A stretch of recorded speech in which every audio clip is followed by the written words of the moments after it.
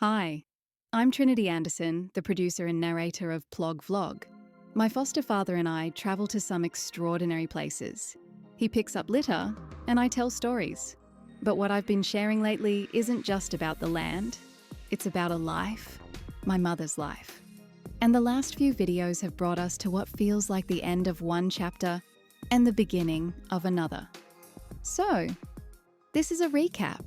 A chance to gather the threads before we follow them somewhere new. We'll begin where I wasn't. Tongariro National Park. My foster father went without me that day. Trinity couldn't come out today, so you're not going to see as much of me in this video, but you will see a lot of volcanoes. Actually, I'd refused to go because we'd argued about the direction of this channel. Now that's a volcano. I regret missing out on filming this trip, but I don't regret the outcome. We eventually decided that I should take over management of this YouTube channel. My foster father hiked the volcanic trails through wind-carved valleys and freezing streams, chasing views of dormant and active craters, carrying a camera that kept freezing in the cold. I bet you it's not going to do it now. Okay. See? Environmental temperature is too low and it'll turn the screen off. There wasn't much rubbish. Just a few candy wrappers, the odd cigarette butt, and a plastic fragment that looked more like a feather than trash. What is it? Looks like it's a Snickers bar. Snickers in your knickers at the bottom of the mountain. Mostly, it was just silence. Beautiful silence, but also a silence between us. I didn't get to narrate a story over this footage, but he got to swim under a freezing waterfall flowing out of mountain snow.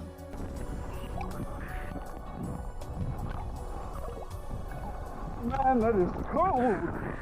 So cold! From the peaks of Tongariro in New Zealand, we returned to suburbia, Kuraby, Queensland. The next Saturday, we walked familiar footpaths near home. While the footage isn't as scenic, that episode marked something else. My arrival. My voice.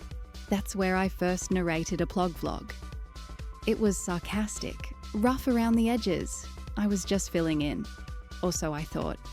But I still remember what hit me that day. The way litter fills the spaces you don't walk through often. The places you pass but don't enter.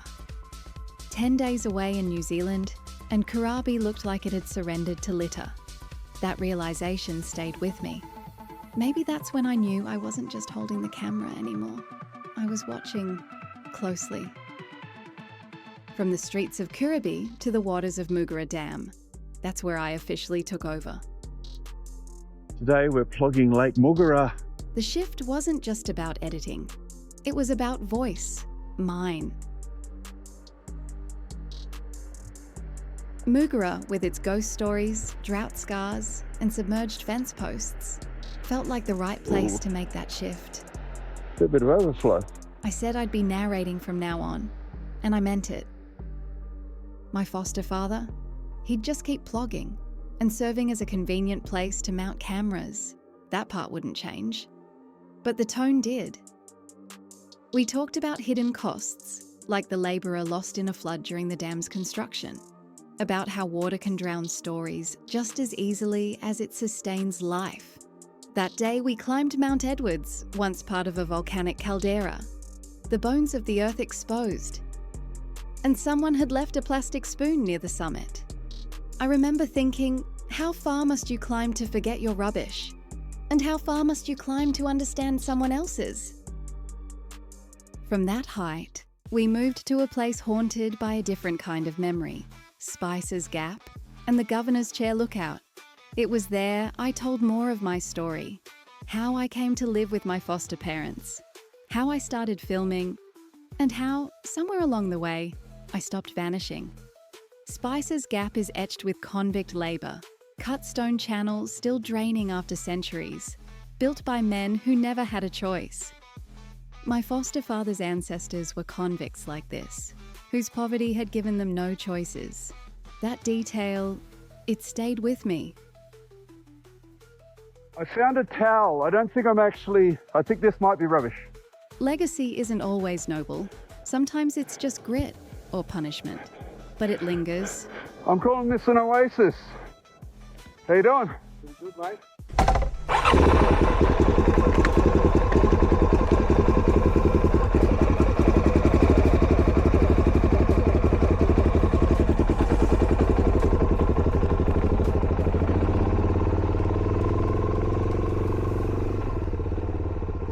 After Spicer's Gap, we cross the Tasman again, to Aotearoa, New Zealand.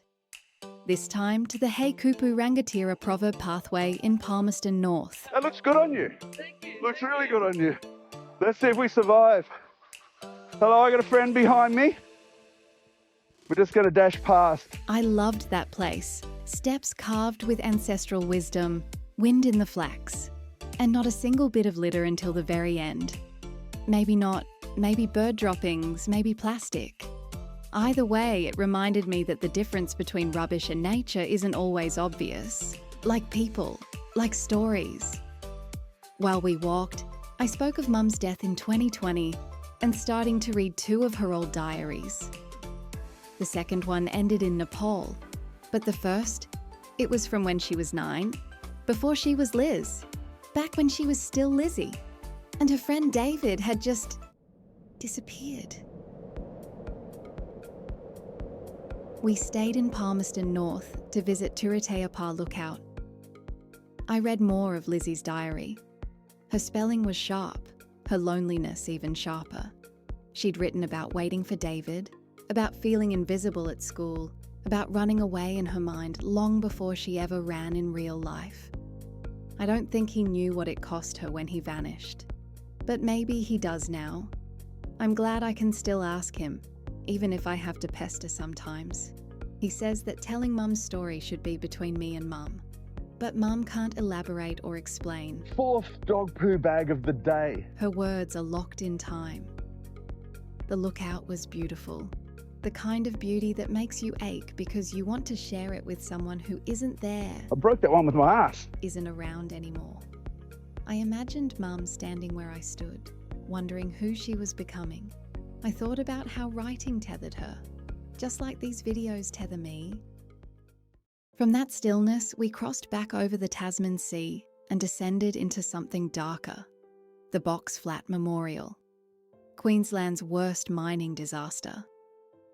17 men never made it home, bodies never recovered. In memory of the men who lost their lives in the Box Flat explosion on the 31st of July 1972. The blast had been so violent, it turned a working mine into a tomb. That place quieted me. You can't talk about stories without acknowledging the ones that end without warning. Around that time, I found another of Mum's diaries. Cut styrofoam. It's always styrofoam. Always styrofoam, Trinity. She was 16, and she was leaving. The story of her escape from home, meeting Matt, sneaking out through Perry Park, spotting David's drunk father fumbling with a bike chain, it came together like film noir written in biro. Let's go, Trinity. She found Matt. She ran. They drove north, and the diary ended with her in a car park in Port Macquarie, riding by streetlight. I don't know what came next on that drive north, but I know she didn't go back. Okay, let's go. From Port Macquarie to Bribie Island. The Aquarium ruins.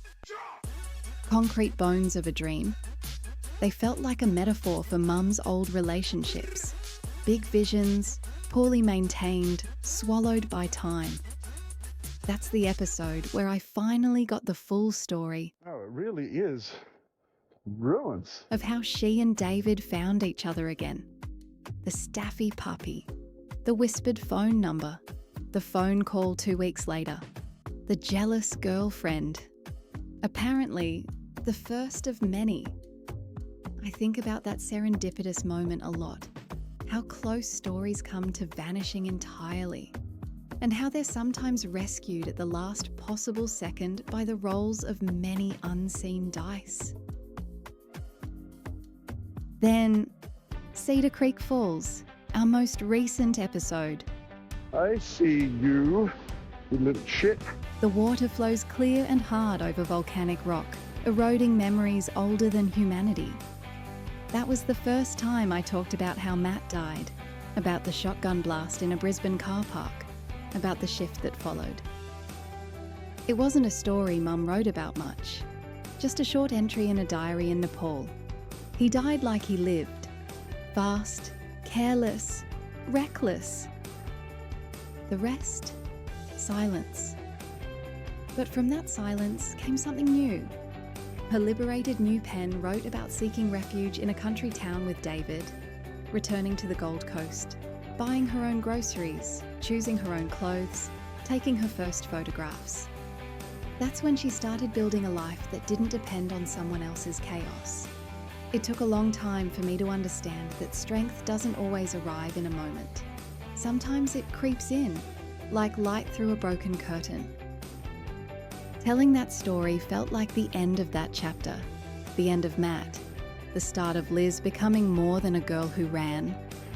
And for me, it feels like the moment where I get to stop looking over my shoulder, where I stop narrating someone else's escape and start noticing my own.